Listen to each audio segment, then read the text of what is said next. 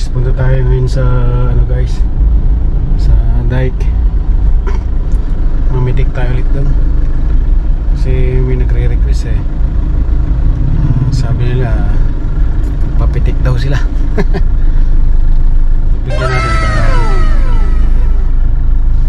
tapos tatanungin natin mamaya sila guys kung masaya ba silang napipitikan kasi baka mamaya yung iba pala ayaw mapitikan, may mga KG pa rin kasi. Feel the joy.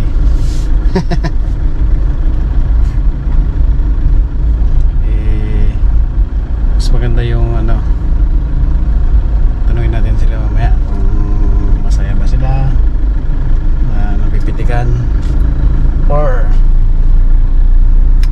may mga doubt pa.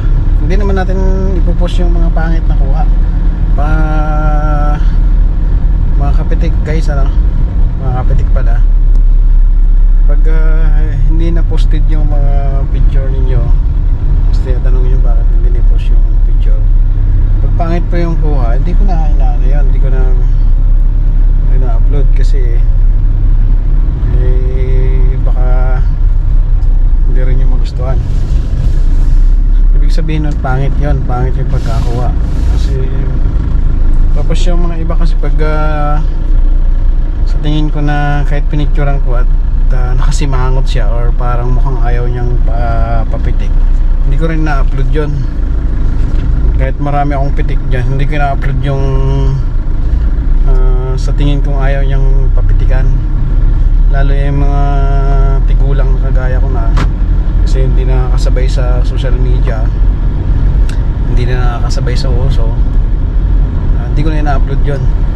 Yung ano lang, sa tingin ko lang na nakakasabay naman, okay lang sa kanya sa social media na may upload yung picture niya. Basta masaya kayo, nakikita ko. Basta nakangiti, i-upload ko yun. Pero pag nakasimangot yung picture, hindi ko na i-upload yan. Alam ko ano mangyayari doon pag nakasimangot eh. Pag reklamo na yan, bakit pangit yung picture ko, gano'n. Yun guys, pag kahit napitikan kayo kung hindi maganda yung kuha, lalo pag blurred, kasi hindi maiwasan dahil tumatakbo yung motor o gumagalaw, hindi naman perfect yung camera. Hindi ko na yun na-upload. Sana masaya kayo sa content na ginagawa natin para si Tropang Triumpo, pag nag-follow kayo doon, lalo na i-subscribe nyo yung YouTube ko guys, para katrupa tayo lahat, mga Tropang Triumpo tayo lahat dito sa Bayang Pangay, dito sa Pangasinan. Ang lahat guys. Yung pala ng mga napitikan ko dyan sa ano, sa Marilaki guys, lahat sila ay nakangiti dahil alam nila kasi pag umakyat sila sa Marilaki, alam na nila na maraming mamimitik doon eh, kaya nakaready na sila na mag-posing. Nakaready na sila kung anong style ng post nila sa ano, sa camera. Sanay na sila. Tsaka yung mga akyat doon sa Marilaki guys, sa Tanay na hindi alam na maraming namimitik doon. At kung ang isakay mo ay yung pangalawa mo or pangatlo mong syuta or something illegal, ay wag na kayong umakyat doon.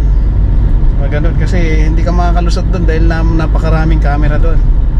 Tapos hindi mo alam kung sino na i-text mo na paki-remove yung ano, yung picture na napitik sa amin.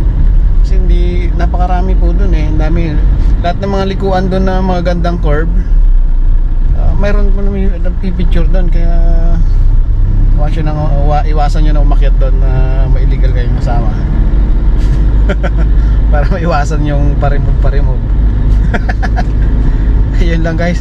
Dito naman sa ano, dito naman sa atin, dito sa Bayang Bang, may mga hindi pa alam kasi yung pitik-pitik, kaya nagdadalawang isip pa magpapitik. Kaya yung mga hindi pa nakasunod sa uso, hindi pa alam kasi yung pitik eh, hindi pa alam yung ganito, kaya umiiwas, nakasimangot.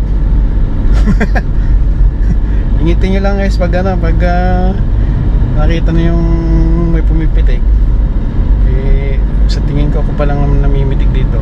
Ngitian nyo na ng sagad-sagad hanggang tainga para magandang kuha. Pero pag ayaw nyo mapitik, ayaw nyo paano, kahit napitikan kayo at nakasimangot kayo, automatic na yun, hindi ko naman na-upload yun. Delete yun, delete ka agad. Alam ko na ibig sabihin nun. Yung mga kabataan dyan, yung mga lalo ng mga bago ngayon, mga high school life ngayon, mahilig magpapitik. Ano natin, palaki natin yung followers natin para mag-membro tayo ng Trupang Triumpo. Diba guys? Ayun lang guys, mamimitik ako ngayon.